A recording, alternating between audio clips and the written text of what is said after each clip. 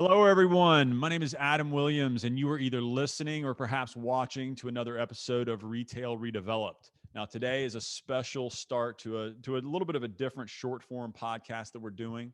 I'm being joined by Clayton Seeley. You guys probably know him better as CLT Development.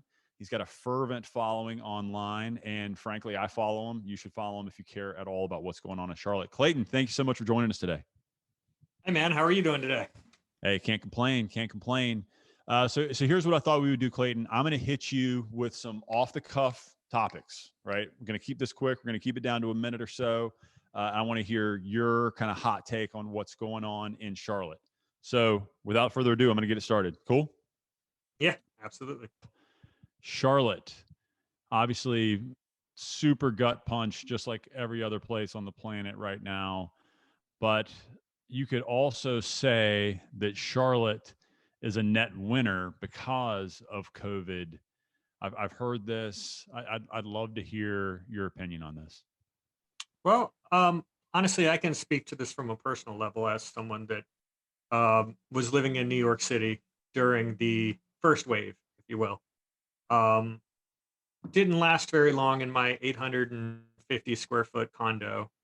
Just no outdoor space. As soon as it got warm, everyone went outside, and it was just an uncomfortable place to live.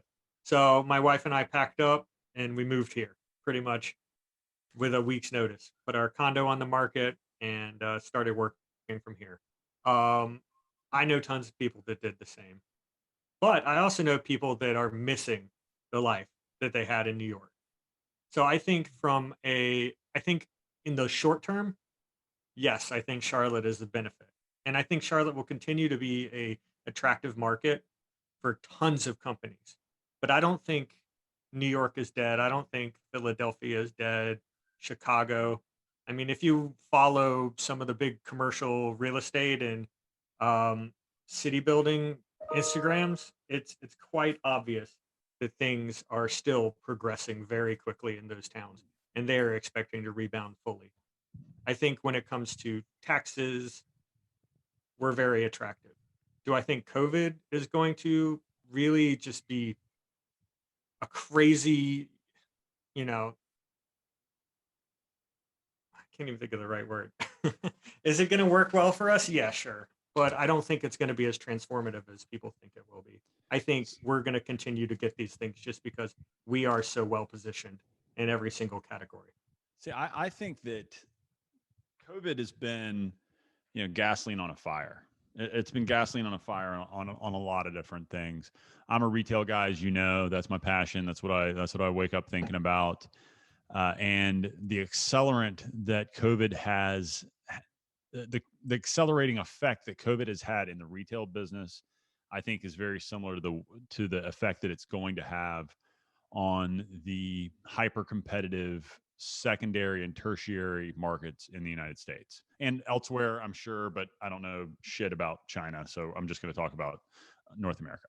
Um, you already had a mass migration out of the major metros, right? You call it your top five. It's not really Houston and Dallas, but Northeast, Boston, Manhattan, and then obviously California, which is a total cluster, and last one out, turn out the lights.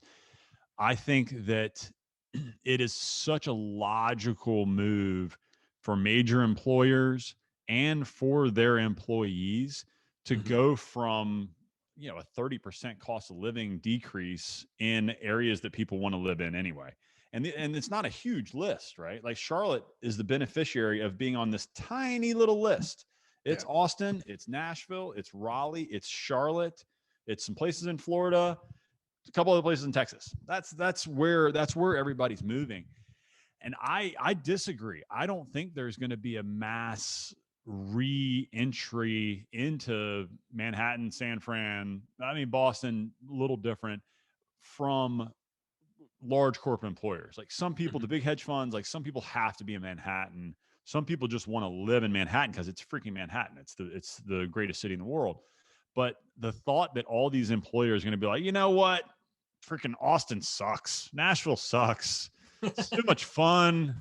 It's warm all the time. I just I can't see this being a backtrack. I think it's an accelerant, and maybe it won't always continue on this like fervent pace, which is very Mhm. natural, right? Like things get crazy, then too many people come in, gets too crowded, And gets it too bottoms out. expensive, and then Yeah. it backs off and it finds the Right. next Charlotte and Austin and Raleigh.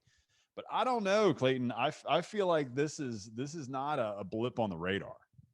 I don't. It's not that I think it's a blip on the radar, and I definitely don't see companies going back. I mean, but I think people are leaving those cities more because of taxes and how much it costs You to live think the places. freaking I mean, bureaucrats are going to start rolling that shit back? You're oh crazy. no, absolutely not. It's getting Until they have worse. no choice, and then by then it's going to be pretty late in the game. I mean, Nashville almost shot itself in the foot in that regard because they tried to massively increase property taxes, and that was just going to affect all of their um, ability to attract businesses. I mean, I think New York will be fine, but I think the people leaving, it's not necessarily COVID. I'm sure that has to do with a lot of it. That's why I left. But quite frankly, I'd been there for 12 years and I've been trying to move back to Charlotte for 2 anyway. So this was a great way for me to jump off and come back to the place that I can actually make a difference, a place that I care about. New York was always too big of a city to actually make a difference for anybody. It's a beast, but I tell you what, I'm pulling for it hard. I 100% think it'll come back to its pre-COVID glory. Like I'm not a defeatist when it comes to Manhattan, but I do think that there's going to continue to be a bleeding of these major cities out into the next tier where people, to your point, people can still make a difference. It's still small enough to come in and make a difference.